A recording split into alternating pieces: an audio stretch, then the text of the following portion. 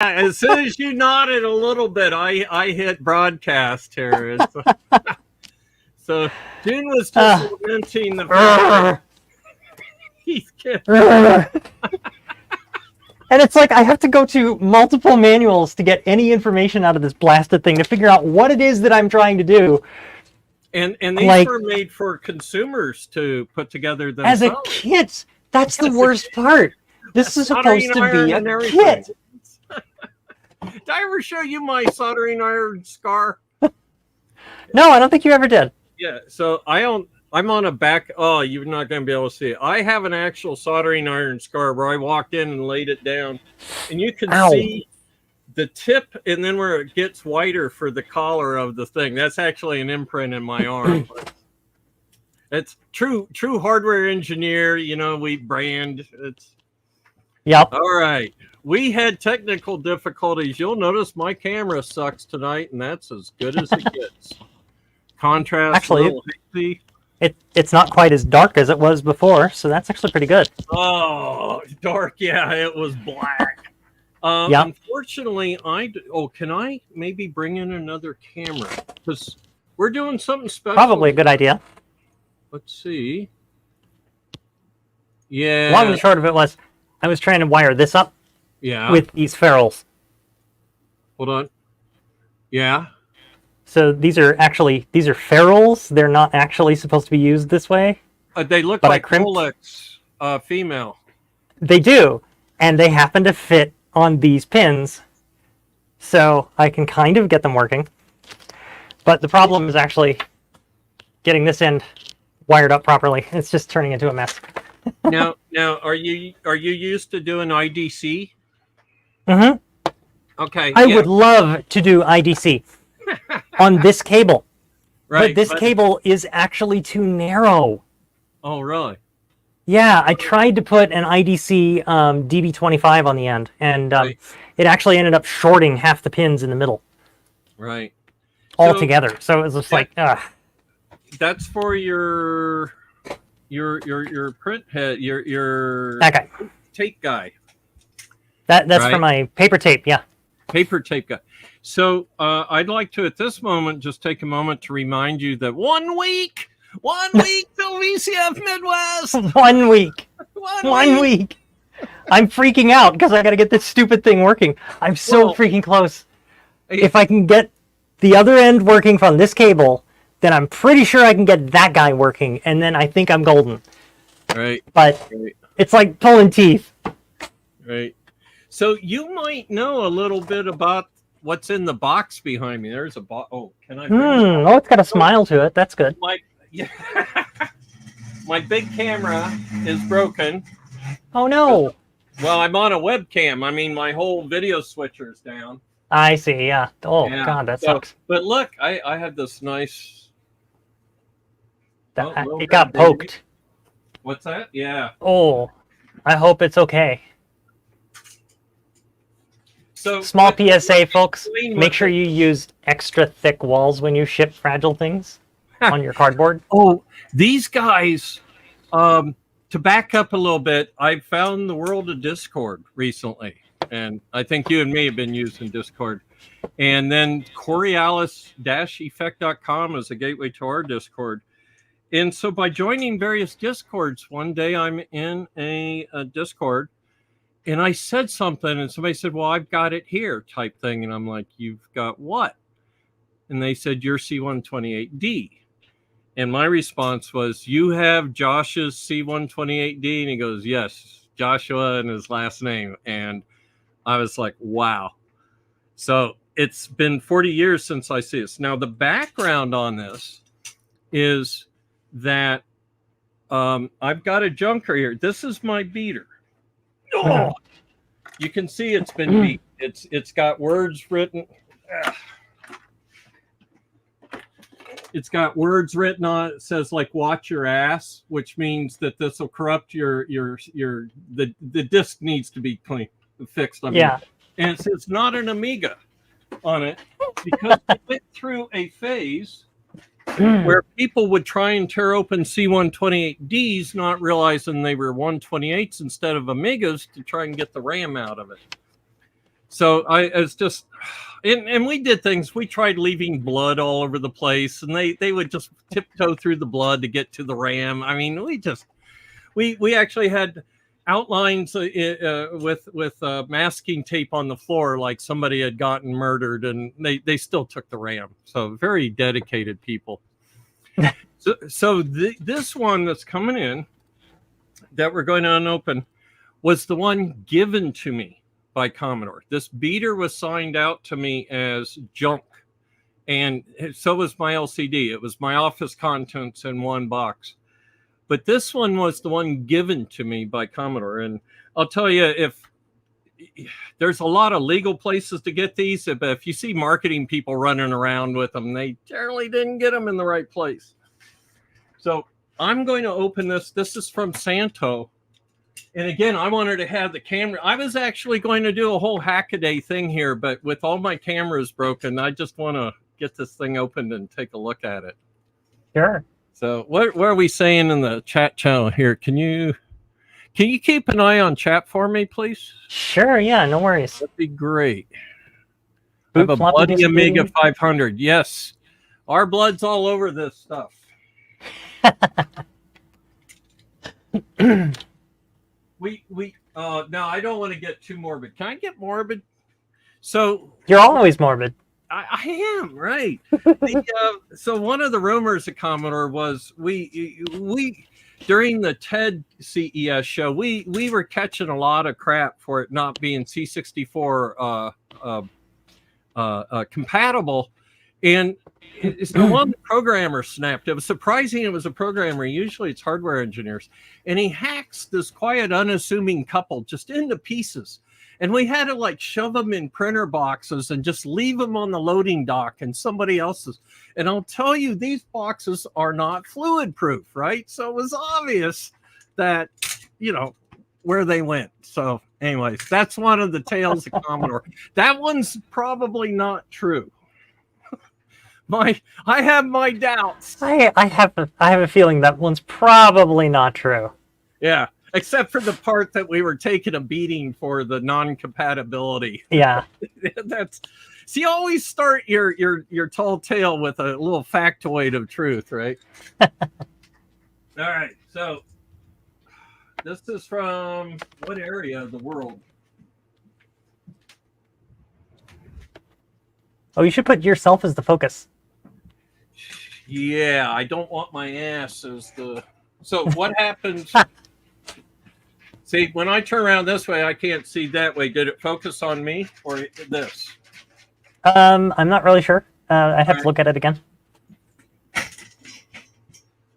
There you go. All right. Yeah, you see it fall off the chair. Smoke, flame ensues.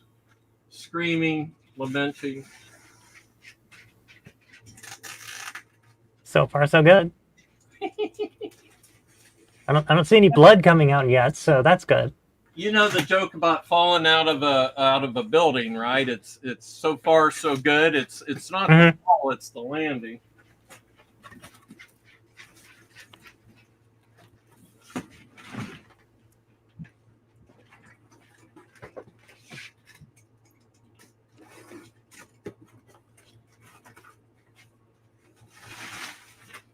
Wow.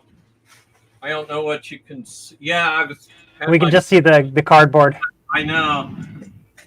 All right, so let me... Just be careful, man. I know, right? This is not how I wanted to open all this. But is that the keyboard? Yeah.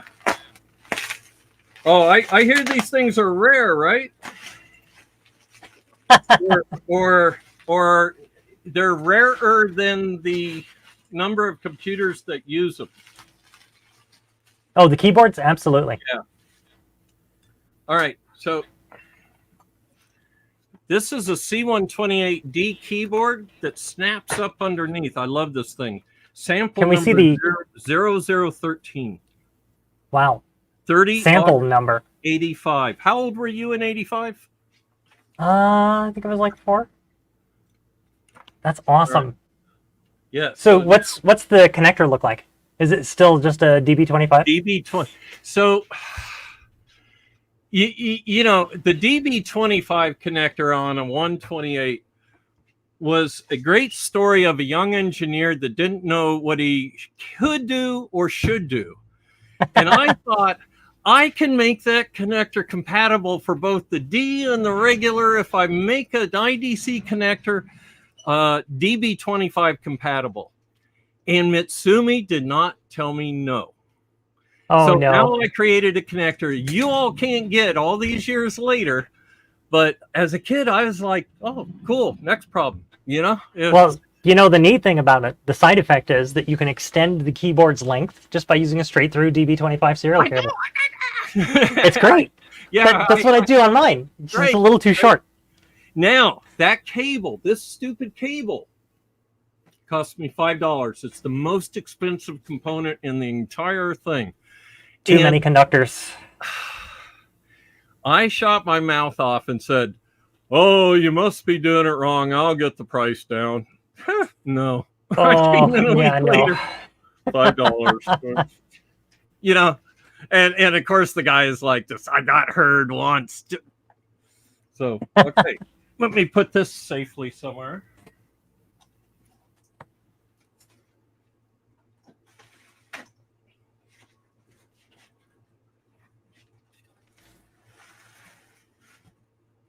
All right, so next we got a D housing, and Santo was like... That's a DCR housing, isn't it? Is it a DCR, Santo? So, but yeah, I'll give him a... Oh, probably on the outside, right? Because there's not much. It's got foam on the inside. Yeah. Huh. Yeah, I didn't know if he was watching now or not. I didn't see him in the comments. You know what? Let me shoot him an invite to...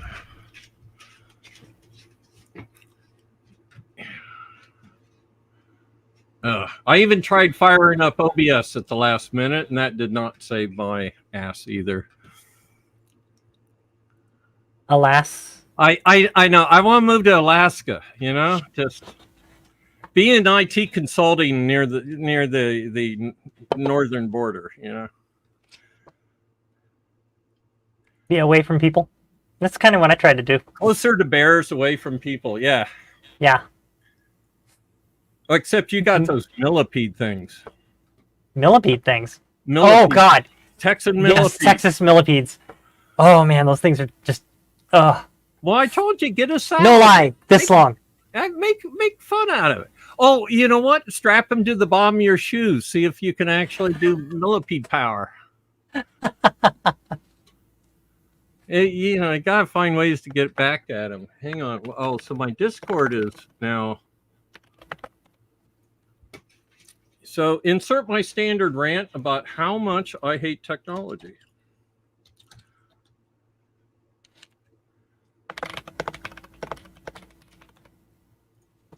All right, so I'm going to message somebody, then we'll keep going here. So Nicholas Griebel says, it's nice to meet you. I've been watching your stuff for quite a while now. Well, cool. And Donut's like, less than millipedes for me, more scorpions.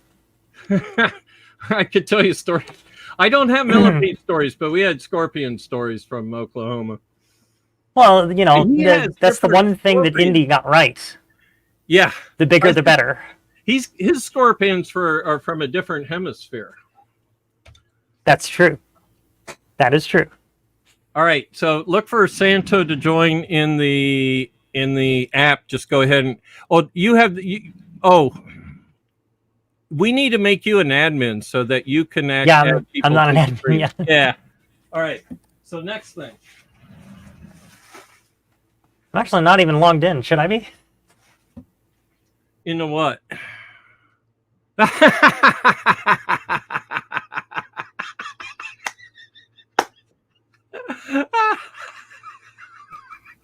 Technology, yo.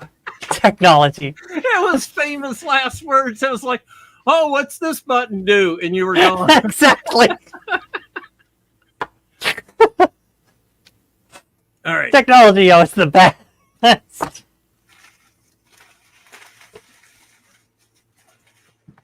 Oh. All right. Get rid of the box.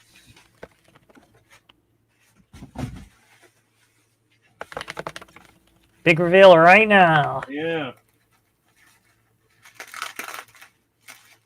So it's not just an old computer to me. This is a connection to my past. Mm-hmm. And the person that had it and everything was very special also.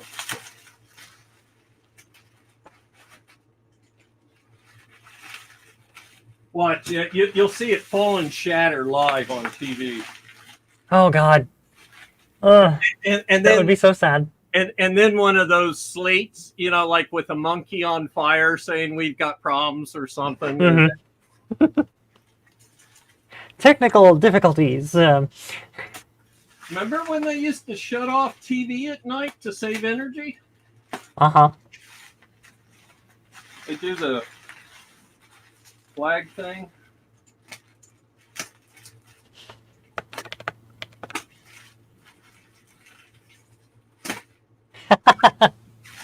What's this button do? We can put that on your gravestone.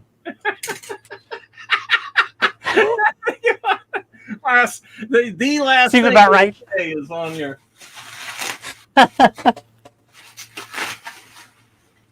I could totally see that happening too. I mean, given the amount of random crap that I end up sticking my fingers into in this lab to try and make things work, one of these days I'm going to hit a button and it's going to shock me, I swear.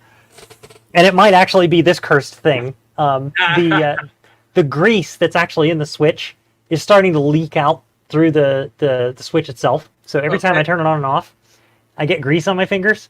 Yeah. And eventually it's gonna shock me, I swear. I was gonna say, is grease conductive? But it's all the metal. I don't know. Crap that's in the grease. Yeah. Yeah. So I was gonna say, one time I went to weld something and I thought, you know, is hydraulic oil flammable? And I'm thinking, before I weld on this hydraulic tank and weld this hole shut, I'd better check if hydraulic.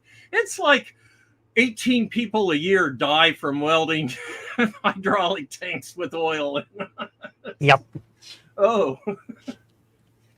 Yeah, I almost killed myself while learning how to weld, actually. My instructor was not aware that when you're outside and your welding sleeves are starting to soak, that suddenly you now have a conductor going up one arm and then down the other. Oh, wow. And I did not realize that was happening, and I was sweating profusely, and I started to do my next bead, and it felt like there was like a mass of snakes right underneath my forearms, and I was like, okay, I'm done. I'm done. I'm not doing this. Was that TIG? That was TIG, yeah. Yeah, because you literally have to hold the voltage even closer. Yep, and what's worse is I was welding aluminum, not steel. So I wanted to start with aluminum first, and the trick was that you have to use a different. We had to use higher amperage. Polarity. Yeah, and we had to use like more cleaning action. Right. So you need a square wave that hits more pot. So my welder. I wanted to talk to you about welders, but my welder, I can't clean the tips. I can't do aluminum or shit on it. So that's no good. Yeah, I'll have to it's a Miller too. It's just not quite the version it should have been. So this thing. So this is it. Yeah. Wow.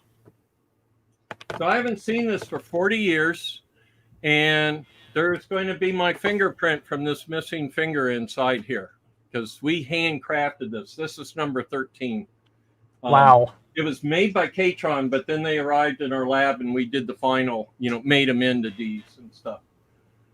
Oh, Jesus. So, Santo, thank you very much, man. I'm sending you a big pile of crap in return. Don't be surprised if there's orange spray paint on it, because that's how I identified my stuff back at Commodore. So now, where did you find your first 128? Because you have a channel on the 128. I do. That's how you started. Let's say that. So I actually found it off of Craigslist, believe it or not. So I was in I was living in Foster City, and I decided, hey, I've got some cash. I can go play with some of the old equipment that never got a chance to when I was a kid. Right. Because I grew up on a 64, and I always wanted a 128, but I could never convince my dad that we should get one. Right. Because he was like really getting heavy into PCs at the time, and so we'd go to swap meets and stuff, and we see him, like, all the vendors would have them, and it's like, well, I want one of these. It's like, nah, don't bother. It's a piece of junk. Go with the PC. It's old. And it's like, okay, fine, whatever. I was a kid. I didn't know. And yeah, so like fast forward a few million years, and I'm working at Google, and I'm like, hey, I've got some disposable cash. What the hell? Why not? I'll just go buy one, see what I can do with it. Oh, that's who we targeted. People 40 years later with disposable cash. that it was a demographic that we targeted. So your product managers were aiming for that? They did all the future research? We knew about the rise of Google and everything. It was. Do you ever read the old Foundation series, the original Asimov? Yes. Yeah. Very good. Right. So, I'm trying to figure out who the mule is. I guess it's Elon Musk, right? He is totally the mule. Oh my God, he totally is. So, and for those of you that don't know what we're talking about, we're referring to something called books. And we used to carry them around, and they would tell us things, but not so much anymore. Yeah, books and manuals. So I'm going to put those cursed things down now. Well, shoot, I'm sorry. My goal for tonight was actually I was going to be wearing a Hackaday shirt, and everybody'd get to watch me setting up the shots and stuff, but I'm on a webcam with broken everything. Matter of fact, even the microphone's probably on the webcam. It's actually not bad. I was actually going to fire it up and everything, but I can't zoom in on it to show it. But according to Santo, this is working. He debugged it. He removed the concert stickers off of it. They were 90s, like 19. I mean, they were they were, what's the word for something that ages something correctly, contemporary. Wow. And it's got the handle on the side so you can pick it up and carry it. And it's almost balanced, unlike a lot of other. We called them ankle bangers in the day. Oh God, yeah. Yeah, and an Osborne, man, that could ruin you. It could. You'd never pole vault again. The K-Pros, even. I had to move my grandpa's K-Pro, and oh my God, that thing was so heavy. Right. Now, what equipment did you use to move it? That's usually a poor choice of equipment can make a difference. Well, it was usually your Mark 1 foot. The Army Mark 1, personnel carrier, leather personnel carrier was your boot. Mark 1 leather personnel carrier. And we're like, nice. They're like, today you'll be taking personnel carriers on the 20-mile. Oh, we're like, cool. You're walking. So, all right. So, somebody's saying, try that with an SX64. I should have got rid of my SX64. I had an SX given to me by the Japan office. Oh, wow. That's awesome. Yeah. Oh, I had a spare CRT for years in a box. And once a year, I'd open the box and go, oh, CRT. Yeah, this thing's heavy. But I think the K-Pro was heavier. Way heavier. This one is also balanced, so it's not too bad. That is, but the handle. Yeah, that thing's a wonder of OEM, right? Of where you tell a company to make something. They did a great job on that. Hey, is there does it say like a Japanese Victor company or something on the back of that? I haven't checked, so let me look. Let's have a look.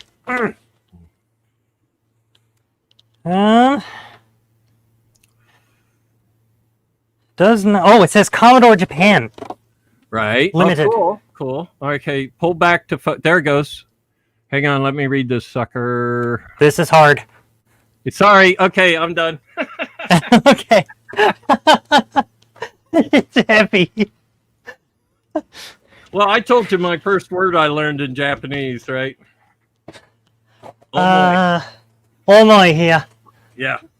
It made Yosh laugh. So I'm like, Yosh laughed at something. I got to learn how to make Yosh laugh. Yosh was one of our main guys. And so if that made him laugh, I was going to learn Japanese. Oh, somebody said that's what JVC stands for. Yes, that's what JVC stands for. Japanese Victor Company. Interesting. I wasn't aware of that one. Cool. Well, again, what the? Hang on. I have no idea what that is. Well, they're going to make me put my glasses on.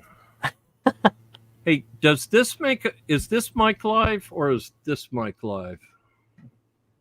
I don't think either one. I'm not hearing anything. Oh, there we go. No, the other one. This second one? Yeah, that one's not it. Isn't that bad in terms of ergonomics when compared to other logable? So what you have to say, though, is for the 1980s, it's like we didn't have blue LEDs yet. And that would make the tube better, eh? Yeah. I mean, we use neon bulbs, if we needed just a single bit of something. Or God forbid, 117 volt indicator. Yeah. Yep. So I didn't know you had an SX64. So somebody came up to me at VCF Southwest and was like, I hear you need a 64. And I'm like, I have lots of 64s. What do you mean? And then he put the thing up on the desk and I'm like, okay, yeah, I need that. Yeah, I was gonna say, did you have to like? Why yes, why yes, I would like. Hey, Bart. So, the funny thing is, it had some real VIC issues, like really weird failure mode. It was not reading RAM properly at all. So sometimes you would see the colors would just like flicker all of a sudden, real quick, and then go away. Right. And it would show the wrong colors. That was the weird bit. So like it was actually it's like it had remapped the palette somehow. Or a floating bit. Yeah. So we swapped out my dad and I swapped out the VIC-2, but we had to put an R5 in there. So it on that CRT, it's really terrible. Yeah, I was going to say it's amazing that the SX works as good as it did, considering how much problems we had with the bread bins, whatever they're called. We just called them regulars. We were always futzing with that, and yet we didn't seem to be futzing with. Now we didn't sell millions of the XS64 either, so that's true. Yeah. I do wonder. Oh God, I forgot what I was going to say. You have Bill Herd disease. Now, apparently, what'll happen is it'll start happening more often, and then you'll start noticing that you're drooling. All right. Pay no mind to the drooling. It's only going to get worse. It's just you don't do it in the keyboard. It'll ruin the keyboard. So yeah, I'm sorry this has happened to you. We do have a support group for people with Bill Herd disease. That's you get up, you go, hi, I'm Bill Herd, and Bill. I'm drooling all over the place again. Had an R9. Well, I told you about when I first got there, everybody was stealing VIC chips because the newest VIC chip had just come out. And so we ordered a couple tubes of VIC chips and set them out and glutted the economy. You could see them out in the parking lot still selling them one at a time. But I seem to remember asking you if you still happen to have one of those tubes. No. Oh, you know what? Yeah, I didn't think so. Hang on. Stay off ladders, they say. Stay off ladders. Yeah, you just hear a blood-curdling scream. Yeah. So yeah, the SX64 came with an R9, and I'm pretty certain that that's the only way that CRT actually looks right, because it's such a crappy CRT. when you stick an R5 in there, you lose like half your fidelity on the screen. It's horrible. Yeah. And they would have had like the best DRAMs, everything for that. It was spare no expense. The problem, the spare no expense. Yeah. But that's the right term, because over the longevity of the device, right, we spared no expense. And yet it's falling apart over time because of heat issues. Yeah. But I talked with Charpentier about spared no expense. I said to Charpentier, who designed the power supply in the 64, that when it fails, it fucks your C64. And I told him, I said, but you wouldn't change it knowing what I just told you. And he goes, no. And it's not like he doesn't care. He just, we weren't going to spend a 10 cents for something 40 years later. Yeah, I mean, hey, that totally makes sense. Like, you guys didn't think that even the voltage regulators would last this long. The fact that they have, and that there are still PSUs that still function, is just like, use a 3-channel regulator. Yeah. They were trying to save 50 cents, I'm sure. All right, here's I don't know if you got an R8? No, I don't have any VIC chips I'm trying to show a 6502 that's been in my... Oh, almost went. Yeah, it almost did go. I hate technology. Anyways, it's a 6502 from 4982. So I've had that personally since 1982. Here's a 65C21 from Rockwell, and it's marked sample. Sample from 8410. Wow.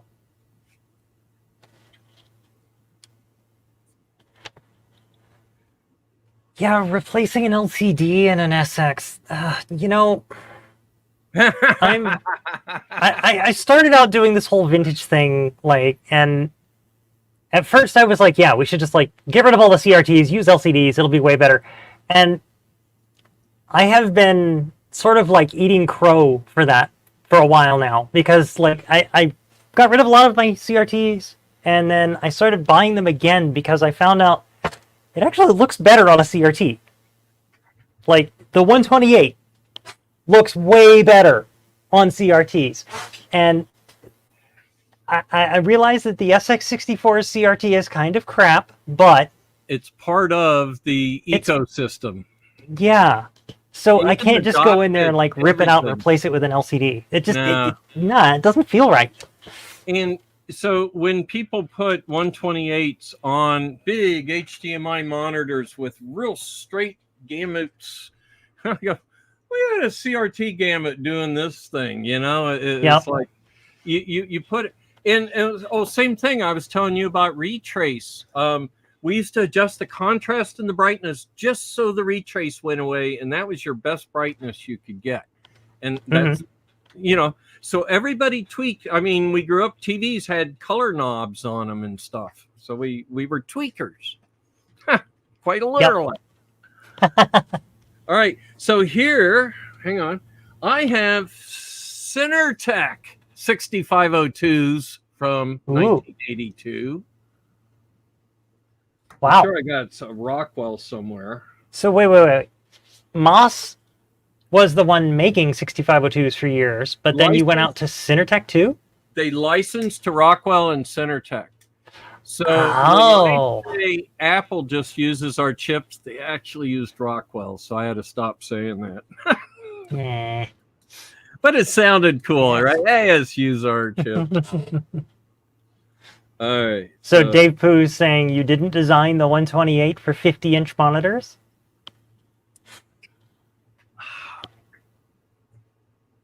I'm trying to think how long it took before we saw a color LCD monitor that looked, I think it was 20 years, right? Mm-hmm.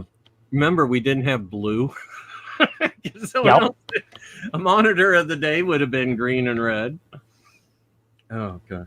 Did you go through the plasma series, the plasma phase? Yeah. Yeah. Yeah, for TVs, and of course I also had monochrome plasma LCDs. I think I've still got my SX40, L40SX, IBM PS2 laptop, Wow. and the screen is not toast yet. So, So why do you collect? why? Yeah. Had disposable income, wanted to play with all this tech that when I was a kid couldn't afford it. So now I can afford it, and it's like, So, nostalgia? well, kinda. Sometimes it depends. So like I've got a 64, I've got a VIC-20. Those are definitely for nostalgia. I've got a PS2 Model 50Z. That was the machine I actually grew up on. Okay. It was the second machine I grew up on. The first one was actually a Cameraman Labs XT, which I can't find anywhere. And the rest of this was just, I don't know. I mean, I saw it. It looked neat. I thought I'd play with it. Well, I saw your eyes light up when you saw the MX21. What the Oh, the HP 21MX? Yeah. MX, see, I byte swap. It's just an old Hey, habit. haven't you ever wanted a machine where you can just like toggle all the switches and see all the blinking lights? I'm told that Seymour Cray toggled in the first OS on the Cray operating system by hand. And so that's always been the vision in my head of real engineers toggle in their OSs. And then, of course, you said it, Jerry's doing pretty much the same thing. Well, that was before I managed to fix the power rails. Oh, yeah. I still can't believe they attached power rails that way. So in the 21MX, you have this, it's a rack mount computer, and it's essentially got a whole bunch of option boards and stuff, right? But it has a CPU that is on the bottom part of the machine. And the backplane just mates to the top of it using a card edge connector.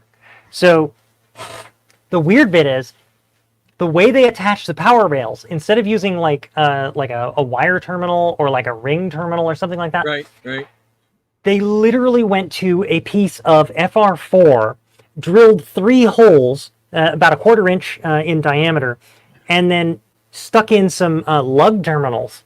Right. And then soldered those to the wiring that goes to the actual power rails. And then to attach to the PCB, you just stick the lugs through the holes in the PCB and then screw it down with a couple of nuts. HP does really careful, good stuff. This almost doesn't sound like HP. I know. I was completely gobsmacked when I saw it. Not HP, but yeah, HP, yeah. They literally expected lock washers and nuts to hold everything together tight enough to be able to maintain those power rails and not arc. Not arc. And it's like, oh, how do you do this? Right. This thing was meant for industrial control. Like you don't do that kind of thing for industrial control. Right. Yeah, haha. Somebody said 16.9. Here is my response to that. We didn't even. Why didn't you have stereo? There wasn't a single pair of red and white audio connectors I knew of, except my real stereo. If you plugged a C64 into your real stereo, all you heard was all this noise. So there was no stereo TVs. There was no stereo carrier regulation for how to audio encode stereo on channel 3. Yeah, I mean, if you look at the original versions of the Famicom, and I think the American Nintendo actually did have stereo out, but that was many, many years after they had been out in Japan for a while. But the original Famicom only had mono.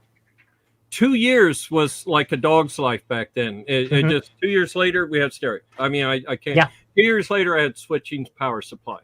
It's but when somebody says I'd have done it with a switcher, which exact month of that time frame are you referring to? Yeah, but also the other side of the coin is you have to think about the fact that Commodore was looking to do the the 64, and then you had to come out with something new the next year. Right. Your time frames were very, very short. So like you do I've done that a little bit of this myself. You do the hack you release the hack, you then make the next hack, and you try and improve on the previous hack, but it's still a hack. Yeah. Because your timeline's short. If you're doing it right, it's supposed to be a certain percent hackish. Because if you were doing it like you would instrumentation, it'd take twice as long, if not longer. And so I got to talk with William Lowe of the PC crew that did the actual IBM PC. I met him at the anniversary of the Commodore 64. He had us all laughing, and he was the only guy in the place with a tie. And he mentioned that, because he's IBM, so he's got the tie on. So I talked with him afterwards. I said, we had this thought that you did everything by committee. I look at one of your connectors and I see a committee there. And he laughed, and he was very gracious. He said, yeah, something like that. Because you look at a 128, handful of chips, and you look at the IBM, they couldn't break 200 to save their lives. Yeah. It seemed like. And even when they tried, they couldn't. I mean, they made PC Juniors. Yep. Evidently. PC Juniors. Yeah. They made the PS2 and MCA, and God, that was a commercial failure.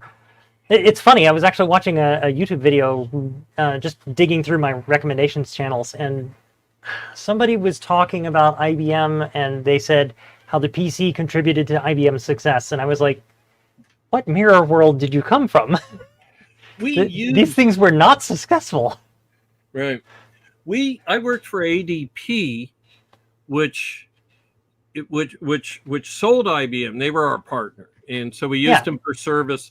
We would buy their product, but have to write the service manual to give back to IBM, so they knew how to service the product we bought from them. That was very typical. And so it was a brokerage services group. So, during the 80s or, early 90s, people with the suspenders and ties and IBM and Model 60s was normal, So cool. Hey, I think we've didn't quite accomplish what we set out to today, but I've had a trip down memory lane here. What do you have? You always grab cool stuff. IBM Field, what? Engineering? Yep. Oh, it's a pocket protector. Yeah. So the plan for Halloween or something like that is to get a lab coat that says digital on the back, and then put this in the pocket protector. And how many people will you visit that will get that joke? I have no idea, but it sounds like fun to do it anyway. Maybe as a skit or something, because, I've got this PDP-11 here. It's going to show up on the channel at some point, so it's like, maybe I should do it as a skit. Like, maybe have Dad wear the lab coat and then have the pocket protector and be, shocked when he touches the deck machine or something. It reaches out. It creates an aura. So, somebody comes to your door dressed as a Texas millipede. That might be me. Knowing your fixation. All the arms. Millipedes. Find a way to automate the arms. Evan actually brings up a good one. Okay. The VCF Midwest costume is what he's suggesting. The funny thing is, when I was at VCF West just recently, somebody there was actually wearing a digital lab coat in the consignment area. Wow. Which was pretty cool.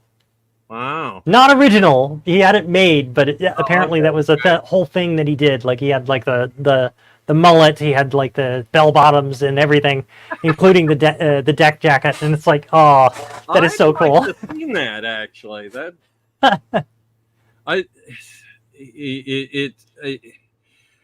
part of me wonders, if the universe does split off into infinite possibilities, what's the possibility you were actually seeing me only from a different, reality line there? Good question. Bell bottoms. I mean, we were definitely into bell bottoms in the 70s.